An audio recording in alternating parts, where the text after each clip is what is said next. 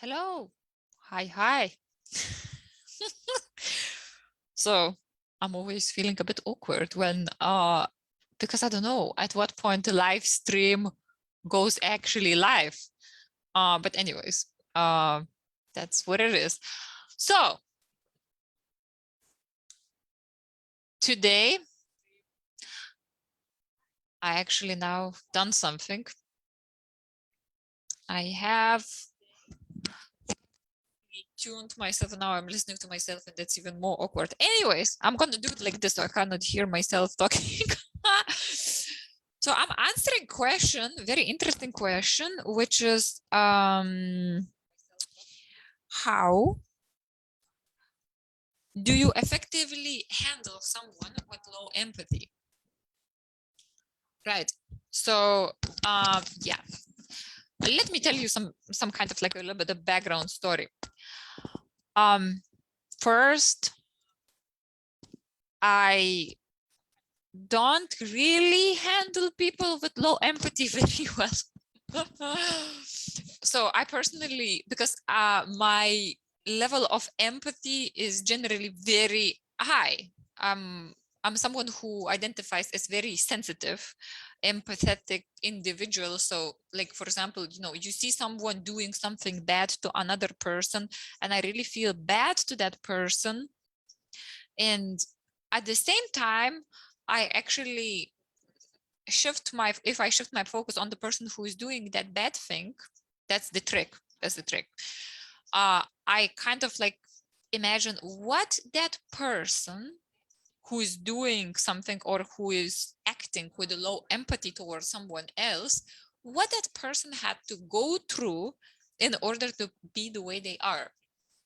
So, we can talk about how do we handle someone with a low empathy. So if somebody doesn't have empathy for somebody else, how do we handle that person? It depends. Like if you feel very empathetic to that group of people or that person and you feel like, oh my God, how that person cannot feel empathy to that, it means you probably, me, you, or whoever feels that way, we probably somehow identify with the group of people who we feel we should, that person should feel empathy to. And we kind of make that person bad guy. So first, we probably recognizing victim in a group of people or the person that we feel like the other person is not feeling enough empathy. And then it means we also judging the person who doesn't feel enough empathy.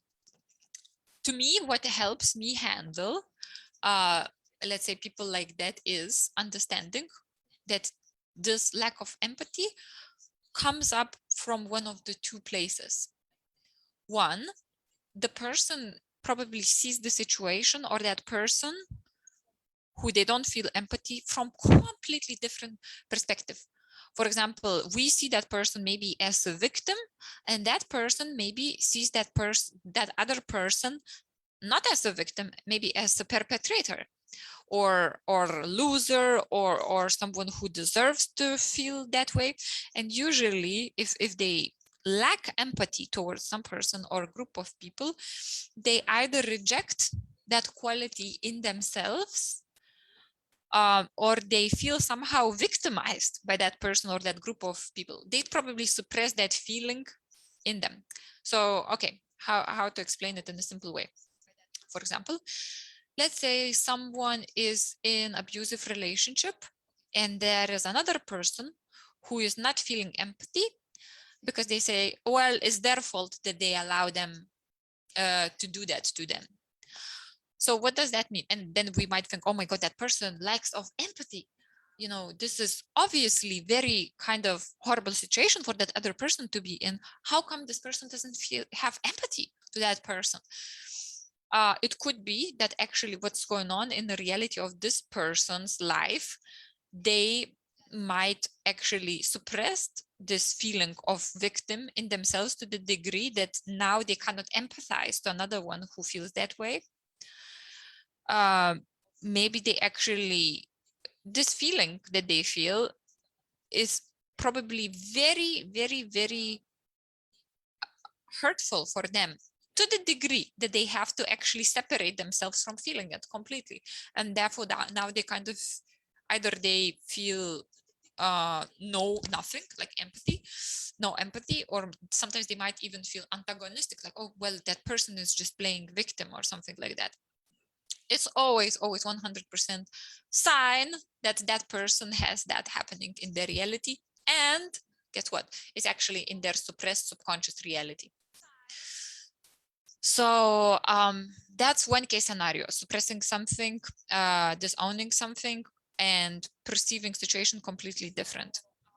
But we are people, you know, we are personal, we are subjective. So there is no such a thing as seeing something right.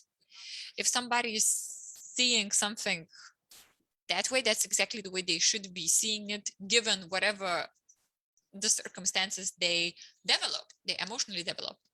Which brings me to another point.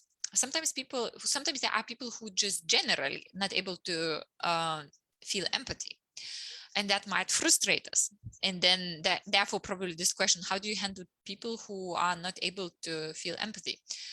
Most of the time, like, narcissism is quite often used word, maybe even overused word. But what I wanted to say, sometimes it can show that that person has some qualities of narcissism. So narcissism is not a disease, it's a state of being. State of being of kind of such a lack of emotional connection that you have no choice but turn completely inwards and only care about yourself and not to care about anybody else. So this other case where you can see someone not having empathy in general happening, it could be that that person who's not feeling empathy, they actually not capable of doing that because of the lack of emotionally healthy environment when they were developing. So how does that help me to handle someone who has no empathy effectively? When I see that they are not able to feel empathy, not because they're choosing so, but because they cannot choose any other way, and they cannot choose any other way, not because they have a brilliant life, it's because it's too painful to connect to that situation and to that state that we say they should be feeling empathy towards. Then actually I can handle those people much more effectively. Let's say some kind of worst case scenario, let's say terrorism or crimes. So what would have to happen in your life for you to be that way? And if you're answering, wow, I would never do that. I mean, okay, so we can say that I would never do that because we were born where we were born, and we imagine that we have a very kind of like a maybe superior standards. But the reality is those people who are doing, let's say, those horrible things, they are able to do that only because they are emotionally disconnected. What would need to happen in your life for you to be so emotionally disconnected that you could do, let's say, crimes towards other people? You would have to look at that other person and not to see them as a human being. You would have to look at them and see that other person as a thing. Or you must have some suppressed hate, anger, violence in you, that you would have the only way for you to kind of not to go mad or to go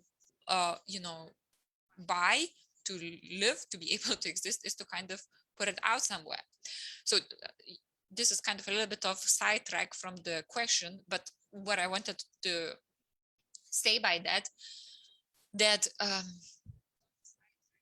it is possible to handle anyone, and it's okay if we judge them first, but it is possible to effectively handle anyone when we start to have empathy for them. So if we judge someone who doesn't have empathy for a person or for a group of people, it means we don't have empathy for that person. So the only way to actually handle that person is to start having empathy towards that person. And it's okay if we can't. We don't, like, we're not robots. Sometimes we have such strong feelings towards certain situation or group of people that we cannot understand how possibly can someone not to be empathetic towards them. But reality is, if somebody cannot be empathetic towards them and we are judging him, that means we don't have empathy towards that person or those people. Okay, so that was my Q&A Friday. Very interesting question. Please keep on sending. I'll keep on answering. I'm so hungry right now. I'm hungry. I'm doing intermittent fasting type of diet. Been doing it for quite a few months apart from my holiday. So, and I think when I'm hungry, I kind of like I get hangry, but not so much hangry, but kind of like a short tempered. So what I find is like explaining things becomes much more direct and effective. So maybe I should do that before I eat anyways.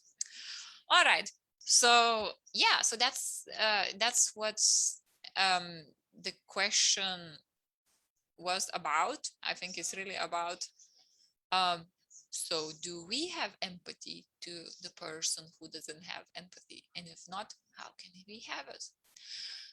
So I hope you enjoyed this interesting question and my answer. Please comment. Please let me know. When I do lives, I kind of I don't really get so much direct feedback. So I actually would like to hear from you. How did you find it? Did you find it useful? And if you want to know about something else, I'll be happy to answer. All right. So enjoy your Friday. Enjoy your weekend. And I will see you on Monday. Bye-bye.